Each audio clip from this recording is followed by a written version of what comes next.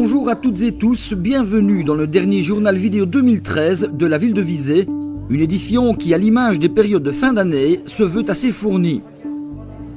Précédemment, deux événements majeurs ont déjà été évoqués en détail sur Visé.tv, à commencer par la conférence de presse qui a annoncé le nouveau départ amorcé par le charbonnage du hasard à Churadba, sujet sur lequel nous reviendrons en janvier, et la tenue de Made in Visé, un rassemblement dédié aux indépendants patrons d'entreprise organisé par la CCI, Chambre du commerce et de l'industrie.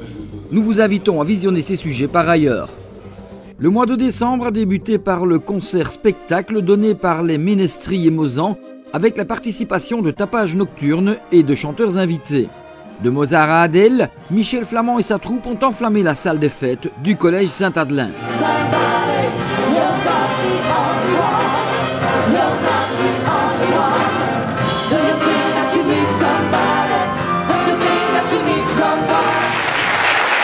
Décembre a aussi été marqué par le décès d'un personnage exceptionnel, Nelson Mandela. Alors que celui qui était désigné Madiba s'éteignait le 5 décembre à Johannesburg, la ville de Visé tenait à lui rendre hommage en rassemblant son conseil communal des enfants au pied de la plaque qui, depuis 7 ans déjà, indique la rue qui porte son nom. En présence de leurs animateurs, de quelques membres des autorités communales et de parents qui avaient tenu à être présents, les enfants ont honoré la mémoire de ce héros de la lutte anti-apartheid en déposant là 2 gerbes au nom du conseil communal des enfants et de la ville de Visé. Bienfaisance et générosité aussi avec l'opération Viva for Life, une grande action de solidarité de la RTBF au profit des associations actives sur le terrain de la petite enfance et de la pauvreté. Une première édition qui passait par Visé, par le biais de la bien connue émission Télétourisme qui emmenait avec elle 125 personnes. Télétourisme s'est évidemment inscrit dans cette opération et en essayant de décliner sur un thème qui lui est propre, c'est-à-dire le thème touristique. Et on s'est dit qu'une croisière d'hiver, mon Dieu, à bord du pays de Liège, ça pourrait être sympathique. Eh bien franchement, je peux le confirmer, ce l'est. Avec une étape, la seule, une escale à Visé, qui est une ville où on sait accueillir, recevoir, qui a le sens du tourisme, du commerce aussi, avec ses commerces ouverts le dimanche maintenant, et qui nous a réservé une belle surprise avec le cercle chorale César Franck qui évidemment nous a interprété des chants de Noël qui je crois nous ont fait non seulement plaisir mais vibrer aussi donc, et qui contribuent au succès de cette journée car il va falloir rentrer à Liège bien sûr mais on peut déjà affirmer que c'est un succès. Au bout du compte, les 1,2 million d'euros récoltés dépassent toutes les projections les plus optimistes. Et d'en arriver tout naturellement aux célébrations typiques de décembre, avec tout d'abord, au coin de ma cheminée, une animation spéciale Noël contée par Karine Mours en la bibliothèque de Visé. Père Noël, es-tu là? Chut, je dors encore. Une fin de matinée qui a rencontré un joli succès et réuni son lot de petites têtes blondes. L'occasion pour nous de rappeler qu'un dimanche par mois, la bibliothèque organise ce genre de manifestation baptisée « Et si dimanche m'était compté ». De Visé, allons à Richel, où sont passés 2 personnages particulièrement appréciés des enfants. D'abord Saint-Nicolas, qui a notamment rendu visite à l'école libre de Richel, où à l'image des tout-petits ici en action, les différentes classes lui avaient tout spécialement concocté des spectacles.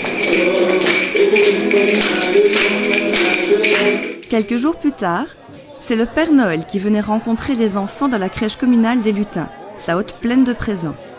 Tour à tour, chacun se rendait sur la scène où le Père Noël avait confortablement été installé pour procéder à sa distribution. Et la présence des parents n'était pas de trop pour rassurer. Un Père Noël qui a poursuivi sa tournée plusieurs jours durant, laquelle est notamment passée par devant le pont où il a parcouru les rues des quartiers avoisinants. Une manière sympathique pour le comité des fêtes de clôturer leur année jubilée, puisqu'on rappellera qu'il célébrait en 2013 son 150e anniversaire.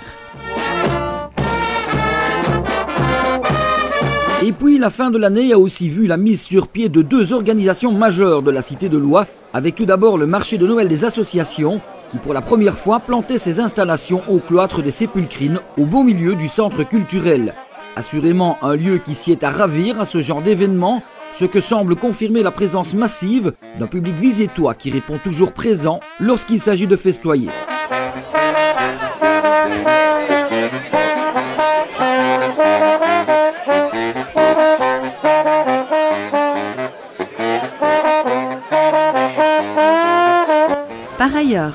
Pour la 3e année, la 2e sur la nouvelle esplanade de la collégiale, le village de Noël avait encore évolué en ajoutant à son infrastructure une toile de chapiteaux pour protéger des éventuelles intempéries. Un plus incontestable qui a beaucoup plu, mais qui, cette année, n'aura toutefois pas suffi à éviter des fermetures par mesure de sécurité en raison de la tempête qui a sévi sur notre pays. Ce qui n'a pas empêché le monde de répondre présent en masse et de terminer l'année 2013 dans la joie et la bonne humeur, dans un cadre joliment décoré. Nous vous invitons à consulter notre agenda pour prendre connaissance des organisations prévues en janvier, tant au niveau culturel que sportif. N'oubliez pas non plus l'ouverture de nos commerces et de nos musées le premier dimanche du mois.